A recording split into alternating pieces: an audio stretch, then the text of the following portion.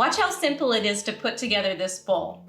The ingredients are simple, healthy, and absolutely delicious. Let's get started. First, you're gonna wanna sprinkle your yams with curry spice and then roast those in the oven.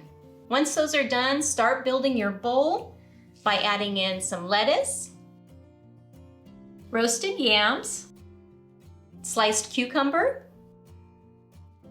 mini tomatoes, tomato curry sauce, and I'll link to that recipe in the description for you, sunflower seeds, hemp seeds, and sliced avocado. That's all there is to it. I do not know why these flavor combinations work so well, but they absolutely do. This bowl is yummy. I hope you give this a try. If you have any questions or comments, please leave them for me. Thank you so much for watching. I hope you have a great day.